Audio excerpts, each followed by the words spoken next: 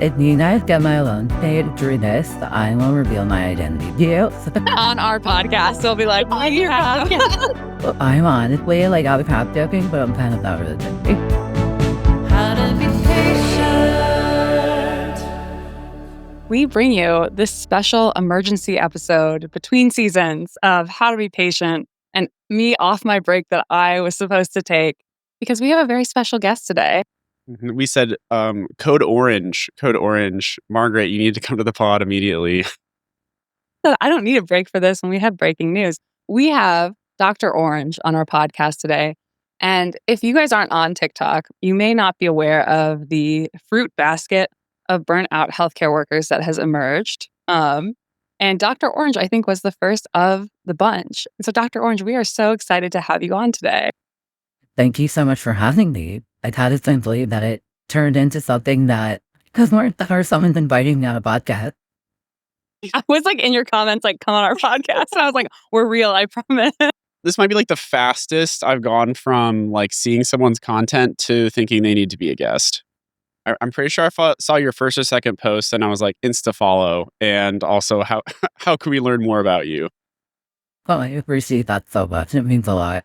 So, Dr. Orange, I don't know if you would like to tell us anonymously, which you will say during this episode, a little bit about your account. I don't, how many weeks has it been? Like 4 or 5 weeks when you made your first video?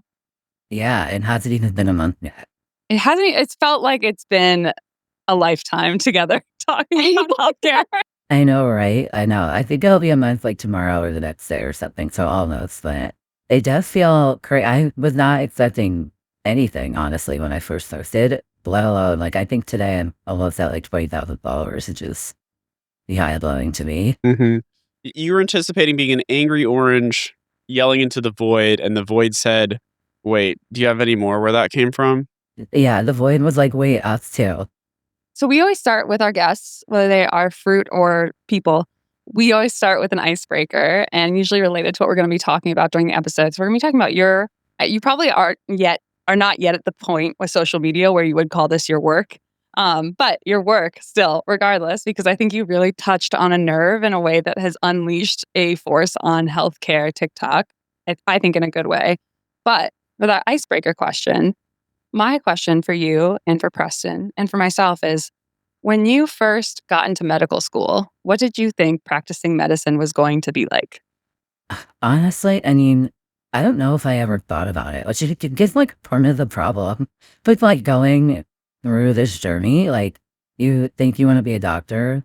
Because when I was a kid, I picture like my pediatrician, and I think that's what I thought being a doctor was like. But from the patient's perspective, like, well, he seems happy. He's always helping me. And I think I just thought that's like what it was. I mean, definitely not as much as like the admin thing on the side. I thought you just go to work, you see patients, you go home. And then you sign a clipboard every now and then.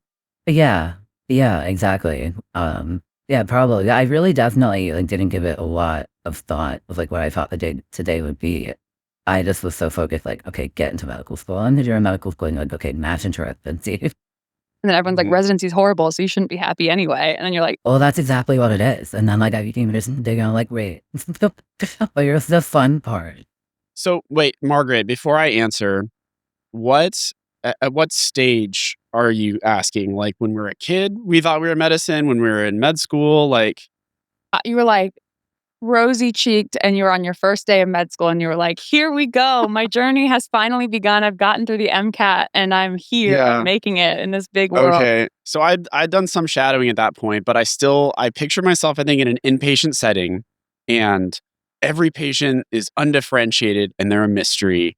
And I'm like, everyone's like, darn it, what's connecting all these dots together? And then I would think really hard about what was going on. And I would go spend an hour with the patient, just talking with them, getting to know their story. And then, oh my God, wait, they went spelunking last weekend. Actually, nobody caught that, And it's all because they showed me their phone and had an Instagram photo of them cave diving. And then we get the histo test and blah, blah, blah, oh, thank you, doctor. Like you solved the case. And wow, I combined medicine and science and humanity, and I feel fulfilled every day. That's like what I was Thank picturing you for it was going to saving be my like. life. Yeah, exactly. And then I say it's my job, and then I go save the next I just patient's like life, and helping then go to the people. cafeteria. Yeah, no need for thanks, citizen. It's what It's we the do. satisfaction of a job well done, honestly. I had Yeah, the opposite experience, and I think our longtime listeners know this. Preston and I have talked about like our own medical families. I have two siblings who are doctors, who are 4 and 8 years older than me. But more importantly, my dad was a primary care doctor, and he was a great doctor. I'm from a college-sized town, like Normal Illinois, shout out. shout out Normal, Illinois. His patients would come up to him, and I feel like he really like enjoyed the people part and the thinking part. But especially over the last 10 years that he practiced before he retired, it was like the emergence of the corporatization that we're now fully in of medicine and primary care, and the like, how do we make this system work? How do we be somewhat ethical about this? And like, how do you make this so that this is sustainable? And my mom and my dad was like, why are any of you guys going to medicine? He's like, listen, I like my patients, but like, this is not the game that you think that it is. And so I was like, I'm not gonna. And then like worked in ministry and worked in some other things. And I was like, oh, I like psychiatry and eating disorders. So I guess I am. But I have a distinct memory coming into med school of my mom being like, Maggie, you got to protect yourself and you can't let medicine eat you because it will take everything that you have. It was like, okay, dark. Love you, mom. She was right. Oh, but yeah, I was gonna say it's nice that you had people kind of like warning you because like I don't have any medical anything in my family, not even a nurse, you know. Not even like a medical banana or Yeah, watermelon. no medical bananas, no papayas, no medical care carrots to guide me. Yeah. So for me, medicine was an angel. For Margaret, medicine was a monster that she had to protect herself from. And for Dr. Orange, you don't really think about It was a mystery. it. Who is it going to be? Yeah, who knows? Yeah. Hopefully you get it. If I like this, even 10 years, I'll check back into my internal Yeah. state. Yeah, I definitely could tell you when I started med school, I did not anticipate venting on the internet as an orange about my job. So beyond our icebreaker, I have my first question for you, Dr. Orange, again about your work, which I'm going to call it your work because I think that it is important enough at this point that it should be called that. What made you post your first video? Honestly, that's a good question. I think that have just been, I think it was like a week of difficult days because like there are good days, But I think I just had a bad week, like a week where day after day, it was just exhausting. Like it was just like so many tough days when I was like, this can't be it. That can't be what I'd end up working for the rest of my life. And then to cope with that, I would just doom scroll at night. Like if I'm just scrolling at TikTok, my brain isn't thinking about work, you know what I mean? But then I was scrolling at TikTok and I'm like, people are really just posting anything. Like you could post it and move out and get off me now. And then I was like, well, my life, like a day in my life is not interesting because I wake up, I go to work, I literally work out, I go to sleep. But you know what I mean? Like it's not the headlines was saying. And then I was just thinking like, me and my medical friends talk about how difficult and like sometimes awful this is. And it's like it's not widespread in the medical community, but people that are not in medicine like do not have any idea about it. I was like, you know what? I just like get a software chat and I post on TikTok because why not? And I just want to stay on it, obviously. But I can't just post on the internet complaining about my stuff. It was such a breath of fresh air because, like, you used a filter to say the most like unfiltered thoughts you had about your work. And influencers, like they dress it up, right? Like the day in the life kind of thing. I think everyone makes fun of them for like glorifying it.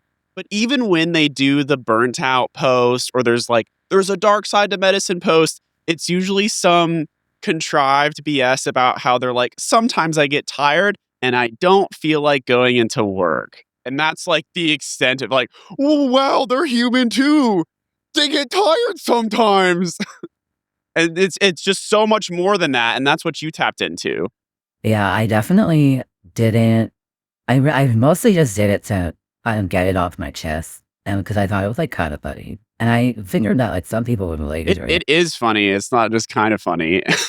But I still can't believe like how And it's like 20,000 followers. It's like just so much more than I ever thought it would be. I don't know.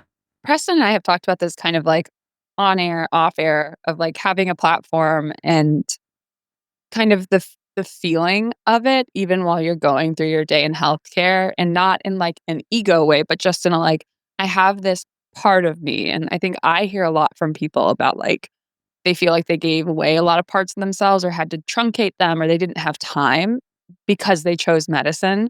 How has it felt for you to like have this like kind of fun secret that's not just venting, but it's kind of like making other people be inspired to also be honest, like to carry that into your work days, like even if it's just you knowing that? Well, I don't know if it has to just be something that I'm picking up on more, but I feel like I'm so much more aware of people complaining about medicine and like the day to day in medicine. I'm sure they were complaining before, but I feel like I make so much more of a note of it. But then also sometimes I like go into work when I'm having like a really tough day in my head. I'm like, well, I'm just like gathering data for my next post. Thinking that help me. So I don't know if that's like allowing me to stuff. But it makes you like, okay, well, this isn't directed at me, but I'm going to use this to my advantage. So post about something that I'm sure a million other new are also going through that are in similar situation, you know? Yeah. But then also sometimes like I'll go to like show a picture on my phone or something to one of my coworkers, but I like didn't delete a word video and little shit. Like other people are like, oh no, they can't see this like scandalous picture. It's like they cannot see me talking as an orange right now. Oh yeah, yeah. It's like being Spider-Man. Yeah. Like you can't reveal your identity. Yeah. No, I'm not gonna keep in secret. True, true. Well, you got to keep this one going. You had one post that I really liked where I don't think it was about medicine necessarily. You were talking about decision fatigue. You were like, I make so many decisions all day, every day. And then I come home and one person asks, what do you want for dinner? And you're like, I don't give a fuck about what I put in my body. It's so true. I feel like the one of the parts I think that you've like unlocked online is like the non like not it's not like it's very honest. It's more blunt than anyone can be like forward facing in their career in medicine online. But it's not like you're still not punching down. And Preston, you talk about this more than I do and Mhm. more succinctly, but it, it's not like you're like your videos don't feel like someone making fun of patients or like losing the respect for patients that you have as a doctor, even when patients are involved in like the complaints or the stories. But I think it feels like that moment when you're all in like the workroom and someone makes a joke that's just like a little dark, but it's just honest, and you all like crack up and you've like trauma bonded from working too many hours together. Like that is the tenor that I feel like you strike with your content, and like why I think it's like more than venting. It's like I don't know. I think you're bringing people some joy just because they see your honesty and your humor in it, and it lets them kind of catharsis through it and also still laugh without, I don't know, losing the part that's like, yeah, and I still care about my patients. Yeah, yeah. Well, I definitely like when I am posting something. I mean, it's not like I think before I start recording myself. I kind of just like press record and like whatever comes out, comes out. Or I'll think like, oh, I'm gonna make something about like portal messages today, you know. But I like really feel for my patients, so I definitely don't want to make fun of them, and I try and like make that, or I try and get that to like come across, because like it's not, and I've said this in one of the videos, like it's not patients' fault that the system is the way it is, it's the system's fault that we have to like go about it this way. Um, but yeah, so I try and make it, you know, not making fun of people. And I think patients recognize that. Like I've seen in your comments, people who are like, I'm a patient and I think this humanizes doctors. And like I appreciate this perspective. So like it comes across, I think, the way you intend it. Well, that's no, I for sure. So we are going to take a quick break and we will be right back with some more questions for the illustrious Dr. Orange.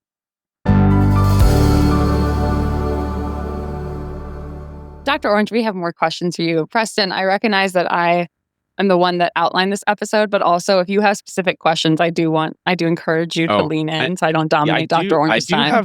I do have one question, and you may already have this on the list. How did you pick an orange in a world of infinite filters, near infinite filters? What brought you to an orange?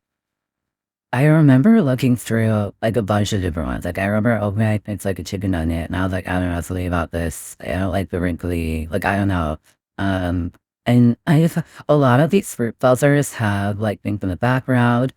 I really don't actually have like a legitimate answer for you. I just for when I landed on the orange, I was like, oh, this is the one. Like I like the way that it makes my mouth kind of big and like my eyes kind of wide. Because like I'm a very like expressive person, so I felt like I could still get my like expressions across.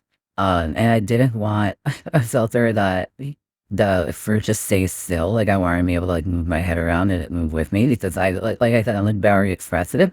Okay, and I think that's like it's not like part of the reason that people like these videos is because like, it's not like I'm just like a voice or a recording. Like you can like I feel I have like a person under there, you know?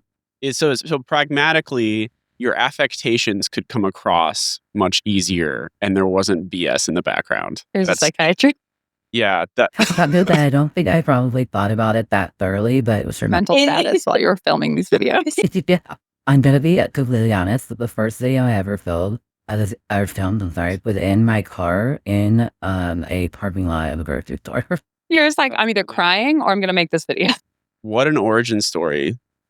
Did you? Yeah. Okay, here's my question for you. And I don't know if this was conscious at all or if this was internet like 12 years ago. There used to be a YouTube account that was called The Angry Orange. The annoying orange. The Annoying Orange. That's what it was. I Okay, watched him. Yeah, I was gonna ask about it too. are you Is that familiar your with son? this? No, you know what's so about you? People have commented that, and I'm like, oh, well, they don't like me. No, it was like I'm trying to think of like a kid. Charlie the Unicorn equivalent humor of like hey, what? Oh, Aren't you glad I didn't say why? Like those types of jokes. Shortly after On Justin repeat, Bieber's yeah. advent on YouTube. Like it was that era of YouTube. yeah. I can picture like exactly what you're talking about, but I definitely don't know. I felt Well, it it's like like added the to same the aura. exact face filter. Yeah. Yeah. Oh, really? Yeah. Mhm. Yeah. That is so funny. One of my next questions for you is like what it's been like as well for you to see all of the other fruits pop up. Oh my god, that is like what? Because in the beginning I saw like a lemon and then like a grape or something, and I was like, oh, that's funny. And then I felt like I like went to sleep, and the next day I like opened TikTok, and I had like all these mentions, and I was like, oh my god. But it also kind of like confirmed everything that I'm saying. Like we're all like so just beat down. I think some of the stuff, like they feel it as passionately as I do, or like yeah, I need to give it down, saying my deeds. Yeah. I mean, I know Preston, you contributed. I was an early tag. Yeah, I remember saying that the coterie of like burnt out fruits or crispy fruits Oh, is yeah. expanding. And I was like, if there's a therapist, can y'all be a mango? I think that would fit. And then like the next thing I know, there were like 3 or 4 like therapy mangoes in the comments that were saying, I have arrived. And I was like, oh no, what have we done? God, there's still like new ones that are being created, like a couple of new ones today that I was seeing. But I honestly, I mean, I like can barely keep up. But it's There's so many. yeah. Yeah. Well, you're their leader in a way, Agent, the original like Patient X or Agent Orange, whatever you want to call it. Oh, that's funny. I want to like follow them, but I'm sticking to the bit of following Tropicana.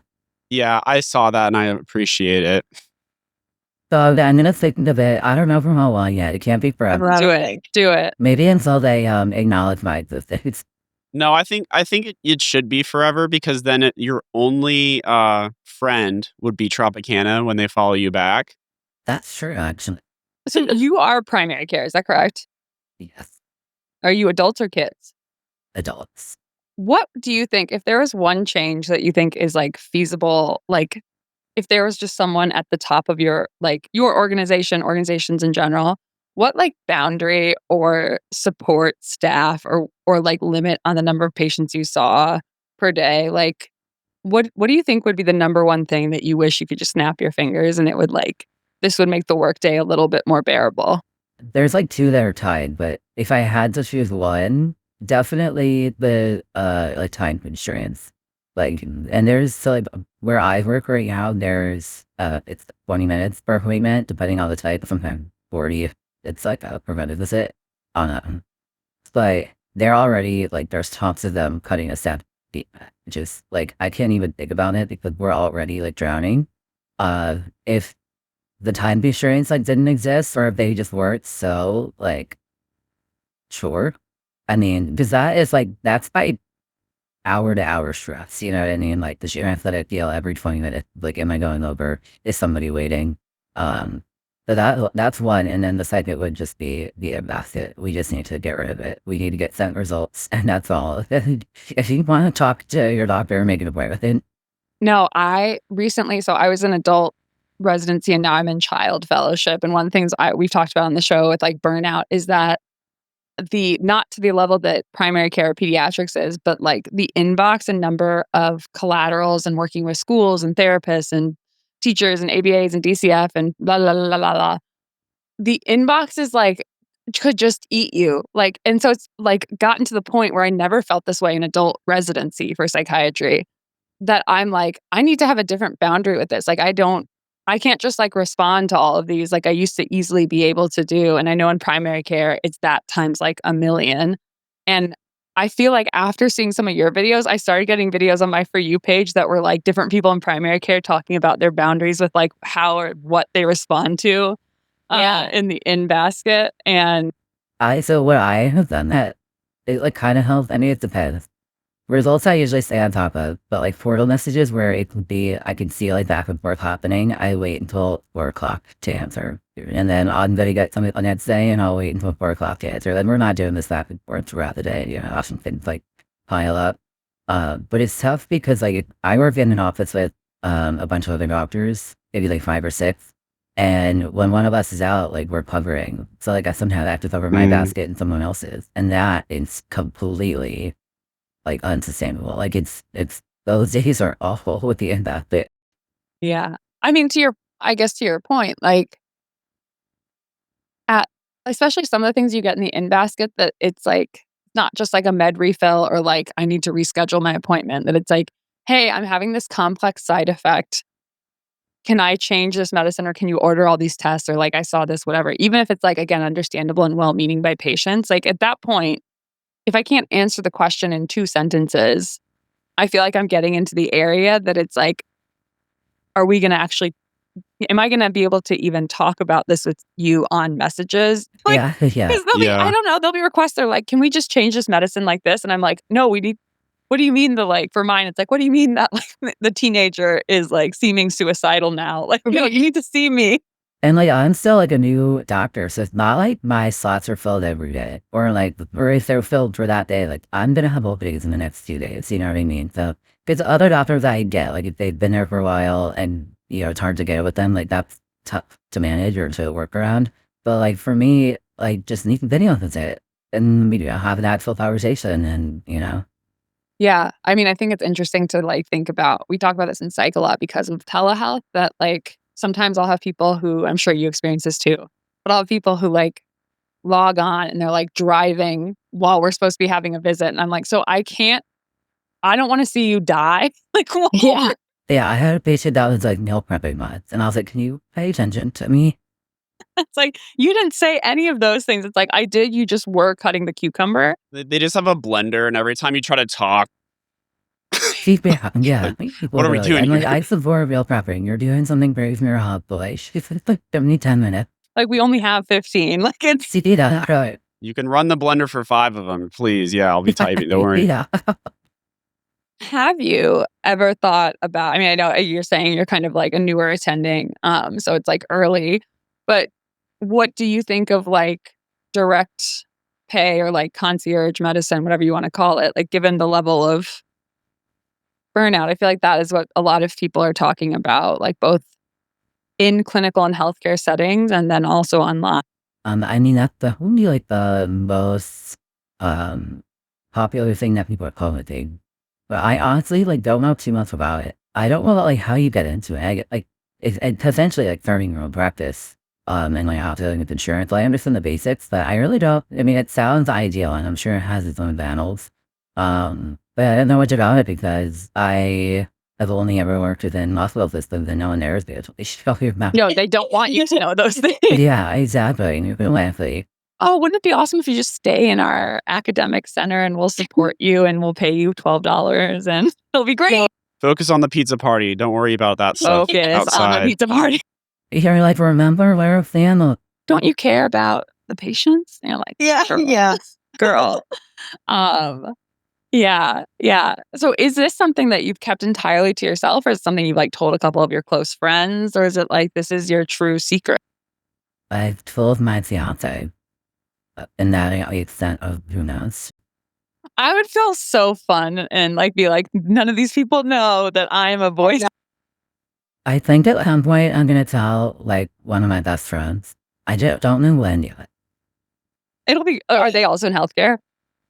And yes, Yeah. Okay, so then it'll be awesome. So maybe they'll see it. You need to get to the point where they like send you one of the videos, and then you take the wig off, and you're like, no one can tell anyone else that I'm Hannah.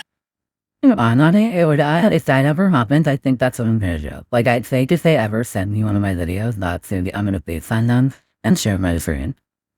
Has like, I mean, I know it's only been a month, but like, has there been any part of you that is like, I don't know, I guess like, do you think about like this social media presence as like a real thing? Like, do you think about making your videos longer than a minute so you can pay? I don't know if you have med school loans, so you can pay off med school loans if you get monetized. Like, oh, I have med school, but like, I mean, I don't think I could ever do it full time. I mean, maybe if honestly, the ideal scenario would be somehow figure out how to like make money off of it and cut down to like 3 days a week, because I think that is manageable. Like if I'm using PTO or something and there's a week where I'm only there for 2 days, like that, I'm not completely dead.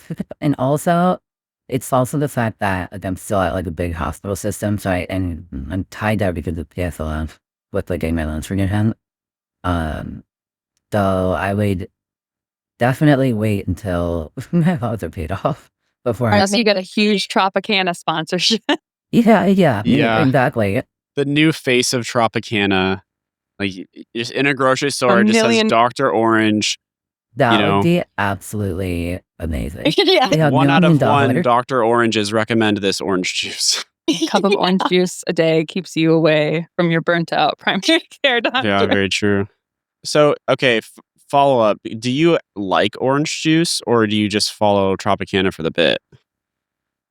I follow Tropicana from the bit, but I do like orange juice, as long as there's like not a lot of pulp. That was my follow up. Pulp or no pulps. Okay, so not too much A little pulp is texture. okay, but Yeah, so little bit of pulp. Do you like mimosas? I do like mimosas. Yeah. Okay, so there's a lot of potential here for collaboration. If Tropicana doesn't work out, champagne can enter the scene. There's not much I do want to do for you guys. We're trying to get your loans paid. We're trying to support primary care in this podcast. If you guys Mhm. get my loan paid through this, I will reveal my identity to you. On our podcast. Wow. They'll be like, why do you have I'm honestly like, I was half joking, but I'm kind of not really joking. If we can get you there, we will get you there. Like, that's our dream. That's my dream for myself. But, working at it, If I'm coming up, you're coming up with me. we're all going up. Well, I mean, like, I don't. One of the things, like, I feel like, Preston, your skits, like, the first couple years you were posting and, like, how this podcast exists is because of, like, Glaucomflecken reaching out to you. And, like, certainly, who has been more of, like, an example of how, like, humor and anger at how the system is, like, of then going into advocacy than Will or than Dr. Glaucomflecken. And so Mhm. I feel like Dr. Orange, you're along that same line that Preston and Will Flannery or Dr. Glaucomflecken are. That is this like it's like reality. It's not that it's bad, but it's not like you're like, here are 5 fun facts about primary care. Like you're bringing the Right. reality of why healthcare is burning people out. I'm sorry. Right. I like the fun No, facts I was about gonna primary care too. say, here are 5 fun facts about primary care. Fact number 1, I hate my job. Yeah. Fact number 2, the inbox can die. Fact number 3, give us more than 15 Every minutes. day. So what's next? What's next for Dr. Orange? Well, I get married. What's this cheese? That's Whoa. exciting. Congrats. Thank you. I get married next year. But honestly, I mean, my 10-year plan is I am probably gonna stay where I'm at until my loans are forgiven. I'm gonna say Yeah, I'm gonna suffer for 5 more years. But honestly, I'm figuring out how to like adapt to this new like attending life, like what I thought it was gonna be. Um, I can definitely see myself changing directions within medicine, not completely. I don't want to specialize in anything. But I don't know, maybe like the direct, patient care, um, or just something like a little bit less clinical. But I don't really know 100%. you're early in this process of like social media and stuff like that, but I don't know. I think it's easy to be like, oh, this is just like a random funny thing I'm doing. But a lot of people try to make videos and like try to strike a chord and make this part of their career. And like you're already at 20,000 followers and are doing this in like a way that's really natural. So I do feel like there's something about your presence online that like I think you will, but like I hope you take seriously because I don't think it's just like a random thing. Like I think there's even though you're behind an orange like face, I think that there's something you're doing that people in healthcare like need. And that's part of why we wanted to have you come on the podcast because your voice is very unique right now. Oh, that's very nice. That's very sweet to hear. And I'm definitely gonna keep doing it. And I think like ideally it does become something, but it's not like I ever planned to do this. So if it doesn't become something, I don't want to be disappointed by it. But I'm glad that I'm bringing so many people joy, and it's also very therapeutic for me. Like I sit in my car, I record these videos, and I like save into my phone. Someone walks by and is like, what is wrong? But it's definitely also helped me like realize like how many other people feel the same way. Which makes me feel a little less crazy. Like in the beginning, I was like, maybe everyone else kind of knew about this, and like we're okay with things going into it. Um, but I think a lot of people did it, and that's what I'm learning. Yeah. I mean, even as someone that knew, I still am like, what the hell? Yeah, I don't know if you've seen that meme, and Jason, I'm going to make you put it on the screen or whatever. Maybe we can. We'll put it in the comments on Spotify, which is where we are always in the comments. The piss me off factory. It's like, man, I hope I don't get pissed off at work today. And then it's like a picture of a cat going into a building that's just like an old factory titled the Piss Me Off Factory. And the number of times I've sent that into my like co-fellow group chat.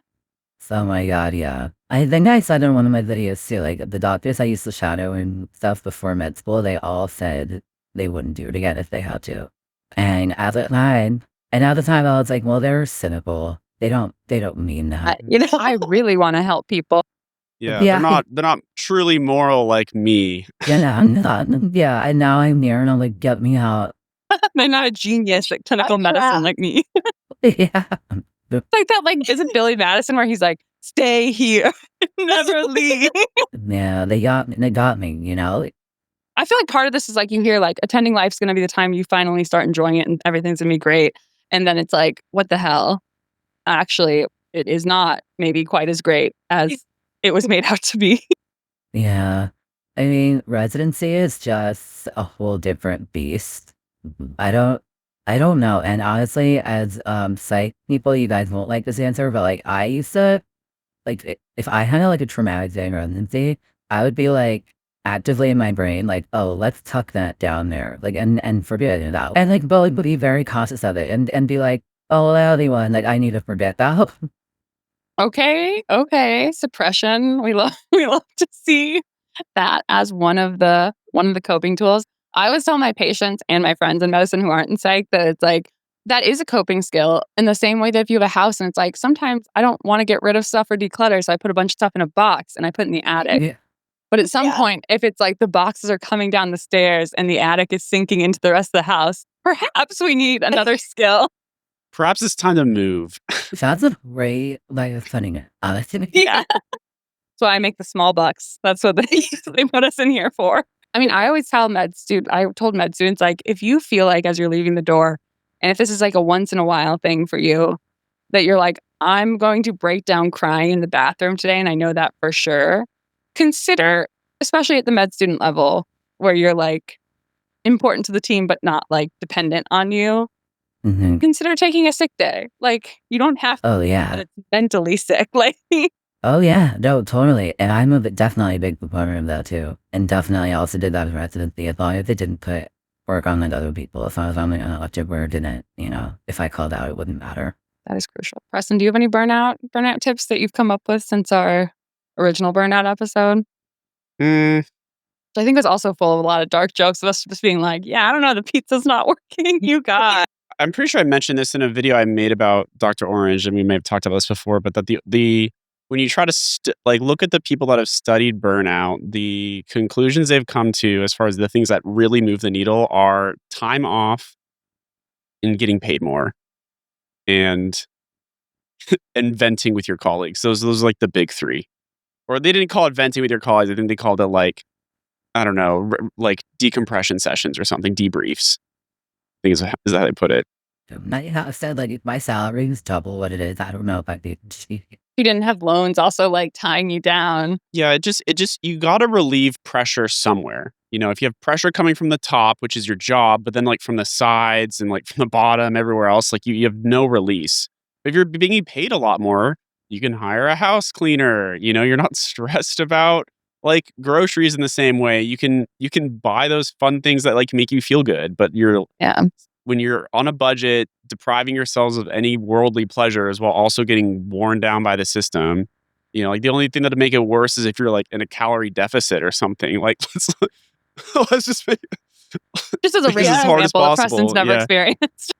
Yeah. This has nothing to do with my PGY2 year. Okay, guys, let's chill. No, totally though. It's so true though. But that's why even just making these videos, that's definitely like I feel like I walk into work with a little bit less tension in my shoulders. Yeah. I mean, that's like, I don't know. Preston and I have talked about this. Like, I started making my little like TikTok writing things that are like not about healthcare. My like intern year in February in Boston when I was on the medicine half of the year and was just like not seeing the sun. And I was like, some part of me that is not in the hospital has to exist. And it was like writing about like a Taylor Swift album at first. But it was just like even going in and being like, I have 1,000 followers for my little like, Taylor Swift journal prompts or something was again, it was like there's this part of me that is not being, to quote my mom's warning, being eaten by medicine. And I feel like that's one of the things, and I think one of the things Preston and I get asked about sometimes in different ways is like, how do I keep this part? How have you had time to do X, Y, or Z? And some of that is just the point in training and that we're in psychiatry training, which is a little bit different than if we were neurosurgeons in terms of timing. But Yeah. I feel like a lot of people end up asking, like, how do you carve out this time that is not for anyone else but you, and not about medicine directly, at least? I mean, it's really tough. Like I have to make like a very conscious decision to do it. Like if that means waking up an hour earlier to like work out in the morning and just like devour myself, or even not work out, just wake up and like go sit at the couch and like Zoom building hall or like a little bit before work. But I feel like in medicine you have to like be very conscious about it, or else you are not going to have any time to yourself. And even like the more organic content creators in medicine, if you like look at their talking head videos, I feel like 80% of them are walking from their car to the hospital Yeah. or sitting in their car after their shift. That's like the telltale sign of a true medical content creator is when they're in a parking garage in their car. Like, let me tell you about what's going on. Crying in their car. Right. And the thing is that what we didn't know until now is that Dr. Orange, you too are in a car, except it's a grocery store parking lot. Well, that was just from the first video, but for a lot of videos, most of the videos since then, it's usually either before or afterward. Now you're in the stew. Well, I'm still like embarrassed to like record a video in front of my fiance. So if I do it, like in my car and like secluded by myself. You're like, no one can know. Oh, yeah. I think those are all of my questions for tonight. For you, Dr. Orange. Preston, do you have any other questions for? No, I think that's leader it of too. the I think we just want to see more of you, and we are so glad that you came out and shared your story with us. Yeah, I appreciate it so much. I definitely plan on continuing to make videos, but I had fun talking to you guys. We're glad. We're glad. Our Yeah. hope is always whenever we have someone on who's actively in medicine is that we're not just like adding another thing onto their plate without like promoting them, or just like that it's at least a little fun. So we're glad that This is not burnout inducing further. No, it's Yeah. probably more cathartic than anything. You know what I mean? Well, so your tag is at Dr. Orange on TikTok. Are you anywhere else yet? No, just loose ends. So, I'm gonna yeah. use a deal with TikTok. Okay, Yeah, just yeah. I think it's Dr. Orange is my actual thing, but I think Dr. Orange you could probably. okay. Too many other Dr. Oranges. So at Dr. Orange, you can find our esteemed guest. If you To have want you to see, back on when you. yeah, Once a month instead of therapies. Yeah, we have 2 psychiatrists. Like, I'll be like, Dr. Orange, how are we locking in? What is going on? What's our mental status? Yeah. thanks again for being on here. For the audience, if you guys want us to interview more fruits, we can screen the pile. Edible arrangements, if you're I don't listening. know. Yeah, I don't know how many Fruit of the Loom, Tropicana. Our inbox is always open. You know where to find us. It's at Human Content Pods on Instagram and TikTok. I'm on TikTok at Presro and Instagram at Presro, where you can also find our podcast videos. Margaret's at Bad Art Every Day on Instagram, TikTok, and Substack. Shout out to everyone who's been supporting us recently. I had my first New York Times debut, so some of y'all were actually commenting on the New York Times style post. The Lexapro and Prozac t-shirts we got the attention of some of the journalists out there. So it's our big break, y'all. And You did say that in season 3. You're going Yeah. for style. I have a ton of these extra shirts too, so we'll do a special on the Patreon. So if you guys want some, I'm going to make a post coming up in a week, and then if we have a couple winners of these different drawings, we'll send some shirts your way.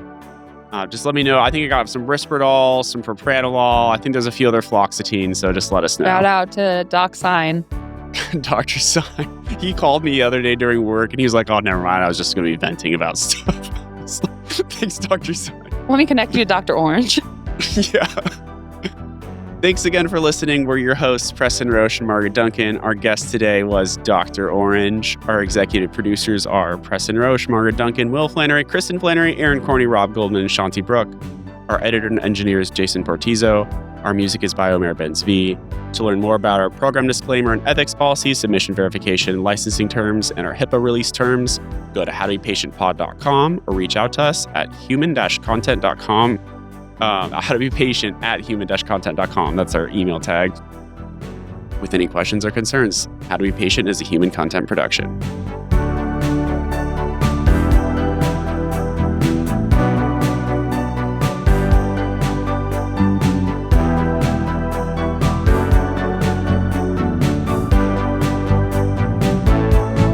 How to be patient.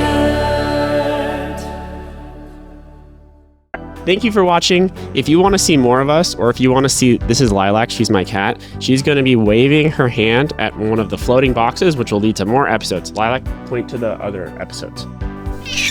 Lilac doesn't know what the internet is, but I swear they're there. They probably exist for real.